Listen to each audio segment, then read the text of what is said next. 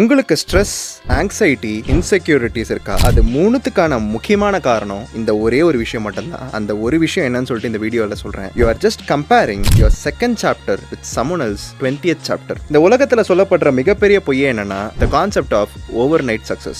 ஏன் இது ஒரு மிகப்பெரிய பொய்னாக்கா, அதுக்கு முன்னாடி இருக்கிற 10 வருஷங்கள் இல்ல 20 வருஷங்களை யாருமே சொல்றது இல்ல. அந்த ஒரு இன்சிடென்ட், அந்த சக்சஸ் ஆகிறதுக்கான நடந்த ஒரே ஒரு இன்சிடென்ட்டை மட்டும் தான் ஃபோக்கஸ் பண்றாங்க. அதுக்கப்புறமா அவங்க எப்படி சக்சஸ்ஃபுல்லான லைஃப்பை லீட் பண்றாங்கன்றத மட்டும் தான் ஃபோக்கஸ் பண்றாங்களே தவிர, அதுக்கு முன்னாடி அவங்க எவ்வளோ கஷ்டப்பட்டாங்க, எவ்வளோ நாள் இன்செக்யூரா ஃபீல் பண்ணாங்க, எவ்வளோ நாள் ஆங்ஷியஸா ஃபீல் பண்ணாங்க, எவ்வளோ நாள் அவங்க சக்சஸ் ஆவாங்களா இல்லையான்னு கூட தெரியாம பேனிக் ஆனாங்கன்றத பத்தி யாருமே பேசுறது இல்ல. நீங்க பாக்குற எல்லா சக்சஸ்ஃபுல்லான கம்பெனிஸுமே சரி, சக்சஸ்ஃபுல்லான இண்டிவிஜுவல்ஸுமே சரி, they would have had insecurities, anxieties, stress and a lot of other mental traumas. ஆனா despite that they kept pushing. And அதுல முக்கியமான விஷயம் என்னன்னா, they didn't compare their present state with someone else. They didn't compare their present chapter number 2 with someone else chapter number 20. இங்க எல்லாமே ஒரு ஜர்னில தான் இருக்குமே தவிர, அந்த ஜர்னி எங்க இருந்து ஆரம்பிச்சிச்சுன்னு சொல்லிட்டு யாருமே பார்க்க மாட்டாங்க. நம்ம வேணா ஒரு ஜீரோவா இருக்கலாம், but it is very happy to be a zero when you come from negative. இங்க எல்லாருமே ஜீரோல ஆரம்பிச்சு